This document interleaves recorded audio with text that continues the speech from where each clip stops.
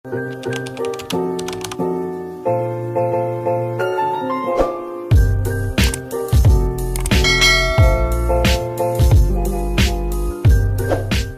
guys, good morning.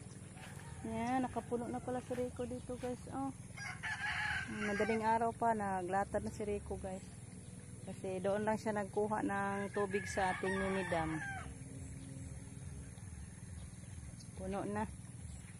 Puntahan muna natin yung mini dam natin guys. Kung may laman pa bang tubig. Baka naubos na. Halo do. Hindi mamansin guys. Puno naman nagibabaw. Gipagas na to ni Matos Obos. O may tubig tong lansob. Sila na to kaya ko naripat yun. Dagan pa man po tubig. Nalagi dahang pantat.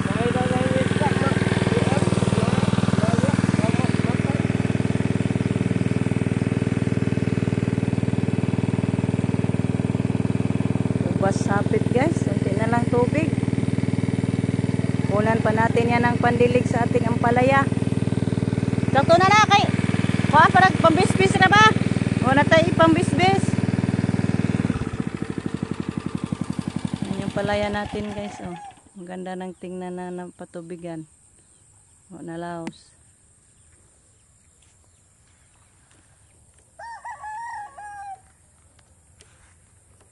Salamat taon Lord. Panalanginin taon niya mo humay. Kanilagang nagyelo. Ay sa problema ani niyang nagpuwa man ni ay. Loy taon ka Ginoo sa baning sakita. Palayo ang taon na Lord ng mga sakit sa atong humayan. Nawawa guys. Nagmasakit. Wala na yung damo guys. Tapos na yan natin nabunutan ng damo. Ang problema natin yung palaging nagpula. Tapos na yan na-esprehan. 2 beses na yan na-esprehan guys. May pula pa din. Lord, ikaw na bahala nitong palaya natin Lord. Dito na si Zian. Kain na. Ha? Okay. Yan yung ulam guys. Sardines. Opo with sardines. Ito pa yung sobra kagabi guys. Oh. Tiil na lang. Nag-adobo kasi si Jasin kagabi ng Bisayang manok guys. Ito na lang natira. Pagpalit rin sudan. Huwag magbaon ka ana. Di. Pagpalit rin dito sudan.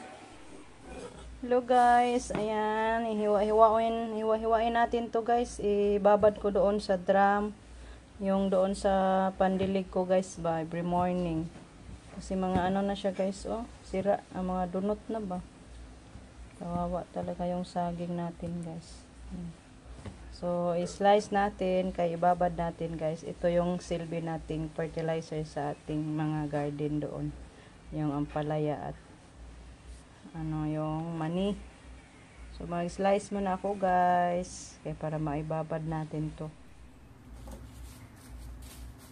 So, ito guys, slice natin. Para madaling maano siya guys. Para madaling malata doon sa ating drum. Silbi natin tong pampataba. May laman pa kasi siya guys. Hindi lang to balat lang. Sinalin ko isali ko ano isali natin yung ano laman. Kasi hindi na siya pwede makain guys. Lata na. Hindi eh. Ikaw ihumol dito sa drum pang bisbis kay donut naman. Dali lang naman guys. May motor na. So balikan ko na lang kayo guys pag matapos na natin itong ma-slice. Yan guys, mag-apply na naman ako ng pataba guys sa ating palaya.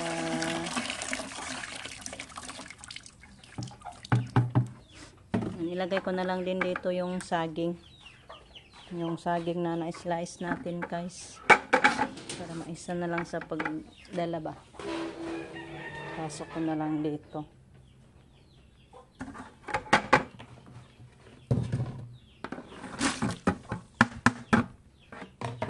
Ang dami-dami to guys, yung mga saging.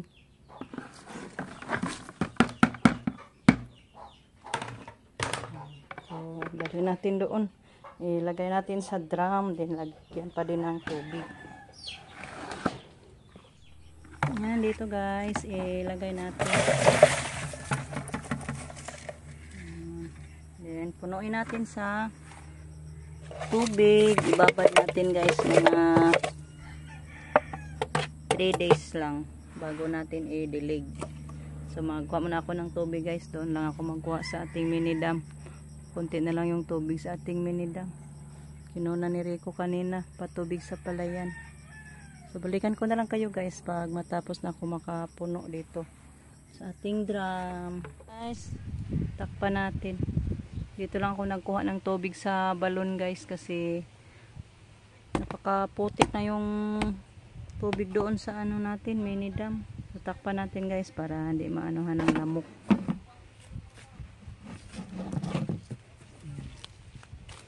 Palatain natin siya mga ano siya guys. Ano lang natin 1 week.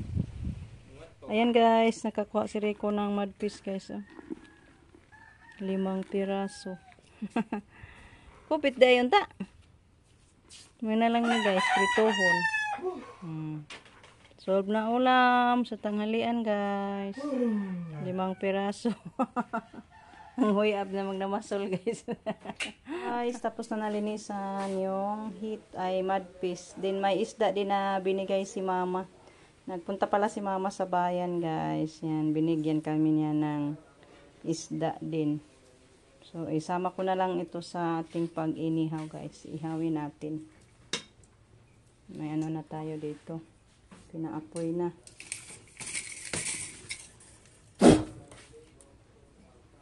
Baga na na. Yung hito ang iuna natin guys. Ayan.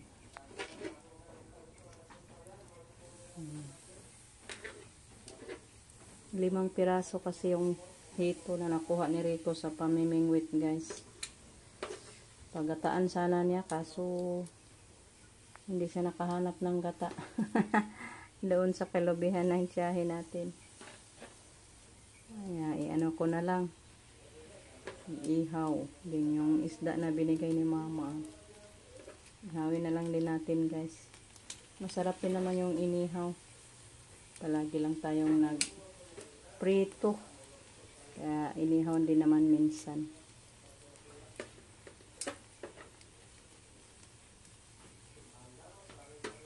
Ayan, kain tayo mamaya nito guys. Sarap yung ulam natin. Inihang isda at hito. So ito guys, luto na.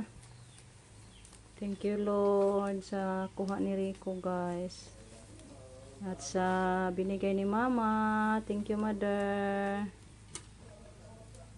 Ulam na tayo guys. Salamat Panginoon. Isda natin luto na. So, sama-sama tayong kakain guys. Sausaw natin sa sukang maanghang yung ating inihaw.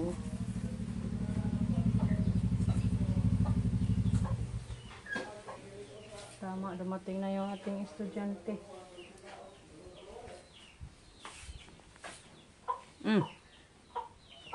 Tama do. Uwi guys. Dito yan magtanghalian guys. Good boy. Kano mo na? Receipt. Yung resibo niya guys kasi pinabayad ko siya.